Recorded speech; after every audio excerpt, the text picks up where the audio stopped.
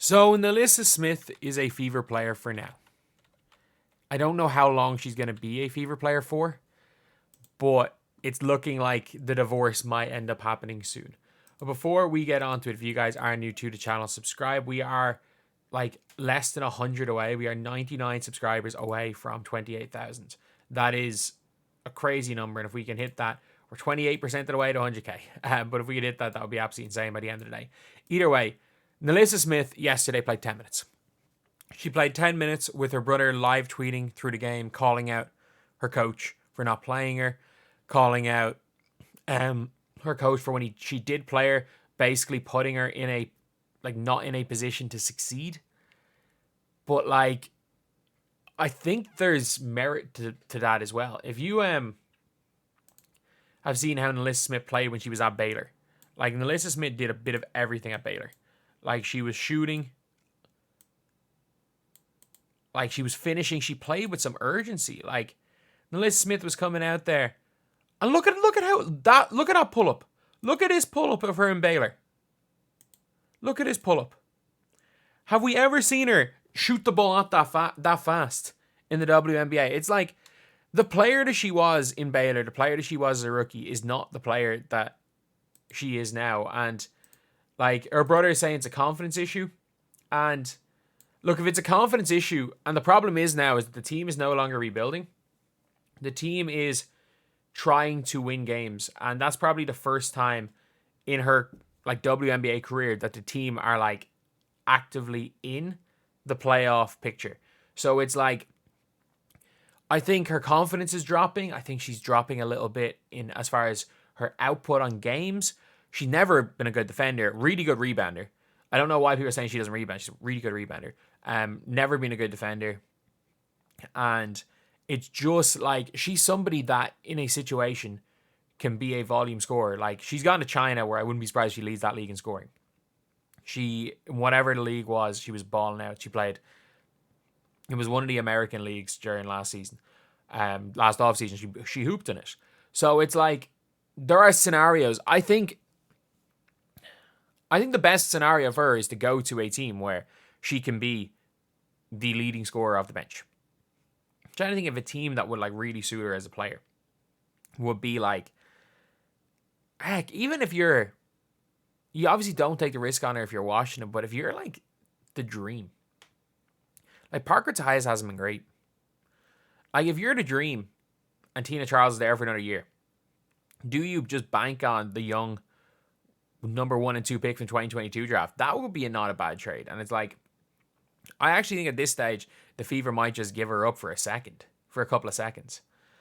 It is that bad of a fit right now. And is it Christie Side's fault? I don't know. It's the job of the coach to, the job of the coach is to win and make your team play as good as possible. Obviously, it is a coach's job as well to get the best out of your players. But if getting the best out of Caitlin Clark and Leah Boston means not getting the best out of Nalyssa Smith, it's very clear what they're going to choose. Nalyssa Smith is the fourth option on this team. She's the fourth option. Sometimes she can play like she's the second or third option. She's the fourth option. And she's coming up against a Dream team where she should play well. The Atlanta Dream don't really have an out-and-out elite matchup for her. It's not like she's playing Fee Collier again. But then it's the Chicago game, or it's the Connecticut game, where she has to match up to AT, who is going to cook her again. And then we've seen her against the Connecticut Sun. She's been awful this season. She's been absolutely awful in all 3 games. So is she playing all 3? She's been awful anytime she played against the Sun. But then it's the Sky and Angel Reese, who she is the only person to have made Angel Reese look like a good offensive player in the entire league. Angel Reese just went off for 13 and a quarter on her after she too small Angel Reese.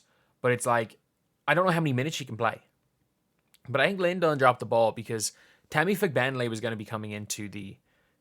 she was going to come in, and it's very clear Christie Sides prefers Temi to Nalyssa Smith. And then, again, if you believe the rumors, Christie Sides earlier in the year told Nalyssa Smith she doesn't see what place she has in the team. So, I don't know.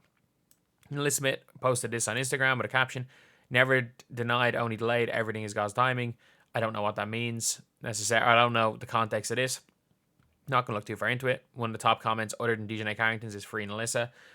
Kelsey Mitchell also responded positively, so I think it's not going to be it's not an I'm leaving one. It's not as obvious as the we look great in purple tweet when the Valkyries colors got announced with Paige Beckers. But yeah, I don't know. I think she's gone. I don't get why Lynn Dunn didn't try to trade her at the deadline. I actually think Lynn Dunn probably did. Like, it's a tough one because I think her perceived value in the league is a lot less than her actual ability and her talent. Like, as far as talented fours go, she's one of the more talented ones. But I'm just going to look through the league. I'm like, it's the toughest position. She's going to have to take the toughest matchup. And if she's not giving you 15, is she giving you anything? Like, I'm just going to look at her matchups, her equivalents.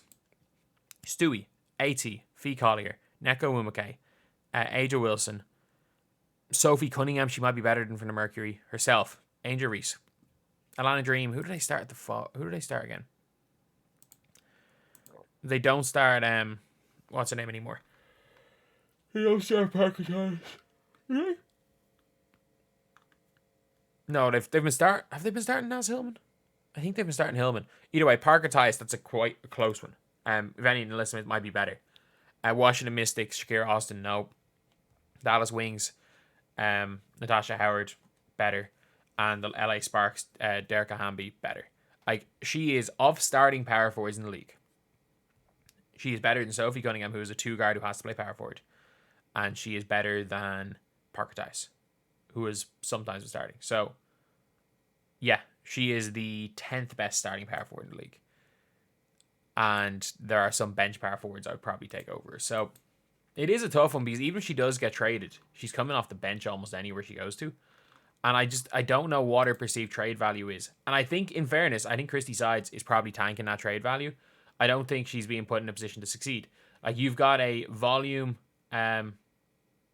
You've got a